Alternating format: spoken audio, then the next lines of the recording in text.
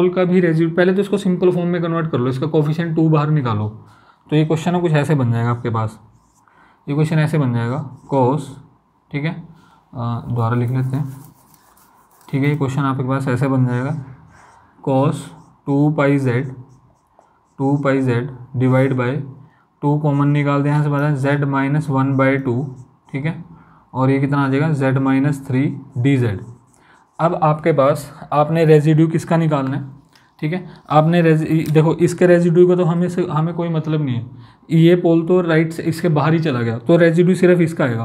और अगर आप ध्यान से देखो, मैंने बोला रेजिड्यू क्या होता है, ये फॉर्मूला होता है रेजिड्यू का, ये रेजिड्यू का फॉर्मूला है। आप देखो इसका रेजिड्यू निकालना है ना, जिस फंक्शन का रेजिड्यू निकालना है वो तो ये बन गया, तो उसको छोड़ के जो बाकी बचा वो एफ ऑफ जेड बनेगा, मतलब यहाँ पे एफ ऑफ जेड क्या बनेगा हमारे पास, एफ ऑफ जेड वो बन जाएगा, जब मैं इसकी बात करूँगा पोल की, वो बन जाएगा 1/2 cos 2πz, ठीक है, cos 2πz और डिवाइड बाय z माइनस 3, ये क्या बनने वाला है हमारे पास एफ ऑफ जेड। और मुझे यहाँ पे पावर 1 गिवन है और इसका रेजिड्यू ये डिफाइन है। देखो फिर से वही बात है, जब आपके पास पावर 1 होती है तो आपको डायरेक्ट पोल को पुट करना होता है, जब भी आपको पावर 1 होती है डायरेक्ट आपको पोल पुट करना होता है, क्योंकि अगर पावर 2 होती तो मैं एक बार डिफरेंशिएट करता 1 फैक्टोरियल करता, बट यहाँ पे तो आपके पास पावर है ही नहीं, इसकी पावर 1 है, तो इसका मतलब आपने क्या करना है, ये जो पोल है ना, पोल कहाँ पे है, z इज इक्वल टू 1/2 पे, इस पोल को डायरेक्टली फंक्शन में पुट कर दो पुट। तो जब मैं z को 1/2 पुट करूँगा, देखना क्या बनेगा ये, अगर मैं z को 1/2 पुट करूँगा बनेगा 1/2 cos ऑफ, देखो 1/2 पुट करो तो बन गया cos of pi divide by, ये दिखाई दे रहा है बोर्ड पे, हाँ ठीक है, तो 1/2 cos pi divide by, z की वैल्यू 1/2 है तो बच जाएगा -2.5, ये बन जाएगा -2.5। और आप देख रहे हो cos पाई -1 होता है तो आ जाएगा -1/5, है ना, ये देखो -1 ये तो -1 बन गया और ये -5, तो फाइनली बन गया 1/5 बन गया। तो ये क्या है आपके पास, ये इसका रेजिड्यू आया। और आपके पास फॉर्मूला क्या होता है 2πi, मतलब यहाँ पे 2πi और रेजिड्यू कितना है 1/5, और इसका रेजिड्यू तो आपने निकालना नहीं क्योंकि वो तो 0 आएगा, तो ये आपके पास फाइनली क्या बन गया, इसका आंसर बन गया। तो एक बार चेक कर लेता हूँ मैं, 2πi/5, ठीक है, बिल्कुल सही आंसर है। तो होपफुली आपको ये जो चीज़ें मैं बता रहा हूँ आपको क्लियर हो रही होंगी। अभी 1-2 क्वेश्चन और डिस्कस करेंगे तो ओवरऑल आपको सारा समझ में आ जाएगा, ठीक है।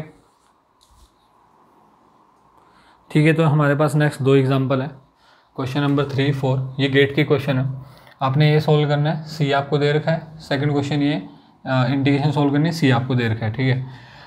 चलो तो सबसे पहले इसको देखते हैं एक बार, क्या मैं इसको पोल्स की फॉर्म में z minus iota into z plus iota लिख सकता हूँ कि नहीं, देखो ध्यान से, अगर आप इसको ध्यान से देखो तो ये z² प्लस 1 को क्या मैं ऐसे लिख सकता हूँ, बिल्कुल लिख सकते हो आप, ठीक है।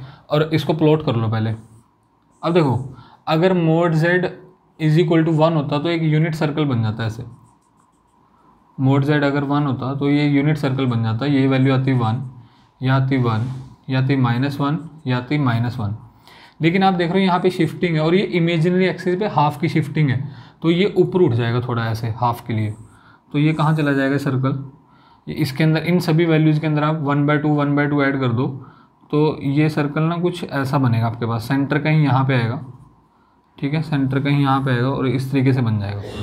तो ये वैल्यू रहेगी आपके पास, सेंटर की वैल्यू रहेगी 1/2, ठीक है, लेकिन रेडियस चेंज होगी, ध्यान रखना, रेडियस चेंज होगी, जस्ट शिफ्ट करेगा, जो सर्कल यहाँ पे था ये सर्कल ऊपर की तरफ शिफ्ट हो जाएगा, ठीक है। चलो तो अब वैसे इसकी ज़रूरत नहीं पड़ने वाली, क्यों, देखो इधर आपके पास पहले तो कितने पोल है, 2 पोल हैं, तो मैं क्या फॉर्मूला लगाऊंगा 2πi, क्या फॉर्मूला लगाऊंगा 2πi into sum of residue. अब देखो पहले चेक करो कि किस किस का रेजिड्यू काम में आएगा। अगर यहाँ पे एक पोल है z is equal to iota, तो आपने क्या करना है z is equal to iota ने इस इक्वेशन के अंदर पुट करके देखना है। देखो यहाँ पे आयोटा पुट करो तो क्या बना, आयोटा माइनस आयोटा बाई 2 का मैग्नीट्यूड, तो ये कितना बनेगा आयोटा बाई 2 का मैग्नीट्यूड, तो आयोटा बाई 2 का मैग्नीट्यूड कितना होता है 1/2। तो देखो ये रेडियस होती है, तो क्या ये इस सर्कल के अंदर एग्जिस्ट करेगा? ये आपको पता चल जाएगा, इस z की वैल्यू ने यहाँ पुट कर दिया करो, तो आपको पता चल जाएगा कि जो आपके पास यहाँ पे पुट करने से वो इससे कम आ रहा है कि ज़्यादा। अगर इससे कम आ रहा है तो सर्कल के अंदर एग्जिस्ट करेगा, अगर इससे ज़्यादा तो सर्कल के बाहर। तो मुझे एक चीज़ तो क्लियर होगी कि जब मैं z को आयोटा पुट करूँगा, तो यहाँ पे आयोटा पुट करूँगा तो इसका मैग्नीट्यूड 1/2 आएगा और वो सर्कल के अंदर एग्जिस्ट करेगा।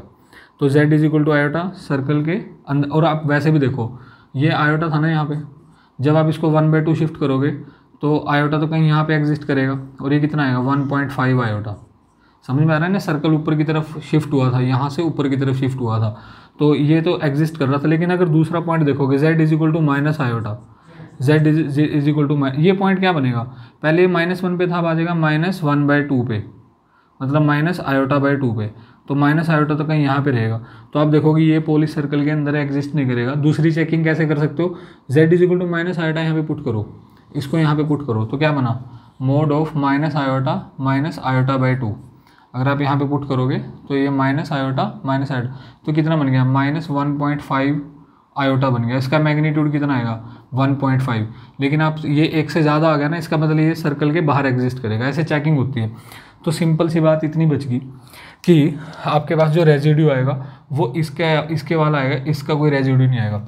जिसका रेजिड्यू निकालना होता है पावर 1 है, पहले चीज़ पावर 1 है, तो रेजिड्यू कैसे निकालते हैं, जो बाकी बचा है ना फंक्शन, उसमें डायरेक्टली इसकी, अब बाकी बचा क्या, एफ ऑफ जेड क्या बच गया, एफ ऑफ जेड बच गया 1/z प्लस आयोटा। तो आपका क्या रूल होता है कि जो फंक्शन बच गया ना उसके अंदर इस पोल को डायरेक्टली पुट कर दो।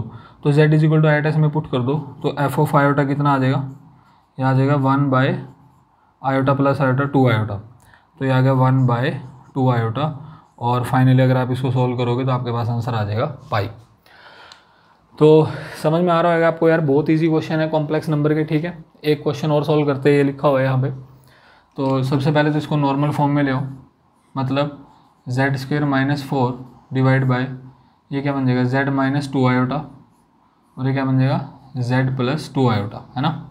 z + 4 को मैंने ऐसे लिख दिया। सर्कल प्लॉट कर लो। अगर मैं सर्कल प्लॉट करता हूँ तो आप देख रहे हो, अच्छा प्लॉट करने की ज़रूरत नहीं है, डायरेक्टली चेक करेंगे। तो मैं देखना चाह रहा हूँ दो पोल हैं, तो एक चीज़ तो क्लियर है कि 2 पाई आयोटा इंटू रेजिड्यू। तो आप देखोगे जनरली एक आधे का रेजिड्यू ना आता नहीं है, चेक कर लो। तो यहाँ से z is equal to 2 iota put करो। अगर मैं z is equal to 2 iota put करूँगा तो 2 iota minus iota, 2 iota minus iota का मैग्नीट्यूड कितना आएगा 1। तो वो तो सर्कल के अंदर लाई करेगा, तो एग्जिस्ट करेगा।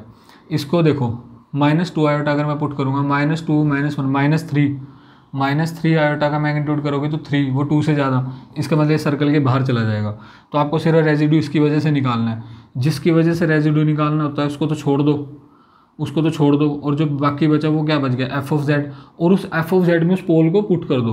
तो इस पोल के अंदर मैं क्या पुट कर दूंगा, z is equal to 2 iota put कर दो। ज़रा देखो क्या बन रहा है, यहाँ पे 2 आयोटा पुट करो, 2 आयोटा का स्क्वायर -4 डिवाइड बाय, यहाँ पे करो 2 आयोटा क्या बन गया 4 आयोटा, ठीक है 4 आयोटा, ये बन गया 2 पाई iota divide by 4 iota into ये कितना बन जाएगा -4, है ना, 4 स्क्वायर 4 आयोटा से -4 कितना बन गया, ये आयोटा से आयोटा कैंसिल हो गया, और ये बन गया आपके पास -4 पाई, नहीं ये देखो -8, हाँ -4 पाई। एक बार चेक कर लेता हूँ इसको, और इसका आंसर है -4 पाई, ठीक है। तो इस तरीके से आपको इंटीग्रेशन से रिलेटेड गेट के अंदर क्वेश्चन पूछे जाएंगे। एक और क्वेश्चन मैं डिस्कस कर लेता हूँ जो स्पेशली इंटीग्रेशन के ऊपर नहीं आएगा, स्पेशली आपसे रेजिड्यू ही पूछेगा, सिर्फ रेजिड्यू।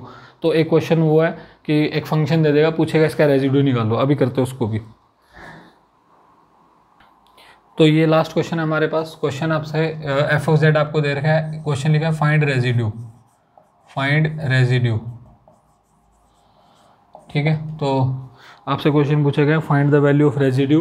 तो वैसे वो जनरली आपसे एक पोल का रेजिड्यू पूछेगा, बट मैं दोनों का आपको सोल्व करके बताता हूँ। सपोज आपको इसका रेजिड्यू निकालना है, तो आपको जिसका भी रेजिड्यू निकालना है, फॉर्मूला क्या होता है F of n a divide by n factorial, ये रेजिड्यू होता है, अब अगर मुझे इसका, ये पोल है, पोल को छोड़ के जो बाकी बचा वो सारा एफ ऑफ जेड होता है, आपको पता है। पोल को छोड़ के जो बाकी सारा होता है वो एफ ऑफ जेड होता है।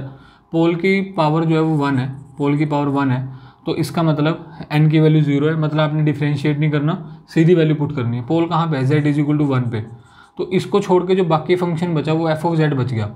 तो अगर मैं यहाँ पे निकालूंगा ऐसे लिखूंगा, अगर मैं लिखता हूँ residue of z is equal to 1, ये वाला z इज इक्वल टू 1, मतलब इसके पोल के लिए रेजिड्यू कितना आएगा, जो बाकी बच गया वो f ऑफ z बच गया, उसके अंदर z की वैल्यू 1 पुट कर दो, कितना बच गया 9 डिवाइड बाई 1 प्लस 2 का स्क्वायर, तो कितना आ जाएगा यहाँ से, ये कितना आ गया, ये बन गया 1 ही बन गया, नहीं देखो 1 डिवाइड बाई 3 का स्क्वायर 9 1। फिर लिखोगे आप रेजिड्यू ऑफ, ठीक है, क्या लिखेंगे, रेजिड्यू ऑफ दूसरा पोल कहाँ पे, z इज इक्वल टू -2 पे। जिस भी पोल की बात करोगे उसको छोड़ के बाकी, तो f ऑफ z कितना बचा है यहाँ से, अगर मैं इसकी बात करता हूँ f ऑफ z कितना बचेगा, इसको छोड़ दो, ये बन जाएगा 9 डिवाइड बाई z माइनस 1। लेकिन आपको पता है इसका रेजिड्यू कैसे निकालोगे, ये रेजिड्यू है, अब पावर 2 है, इसका मतलब पता है क्या है, जो फंक्शन है ना उसको एक बार डिफरेंशिएट करना पड़ेगा, है ना, यहाँ पे n+1 होता है ना, तो n की वैल्यू 1 है, इसका मतलब आपने क्या करना है, फंक्शन को पहले एक बार डिफरेंशिएट करना है, फिर z की वैल्यू पुट करनी है, तो इसको डिफरेंशिएट कर दो, तो f डैश z कितना आ जाएगा, ये देखो 9, तो ये कितना आ जाएगा -1 डिवाइड बाई z माइनस 1 की पावर 2, ये आ जाएगा ना डिफरेंशिएट करके।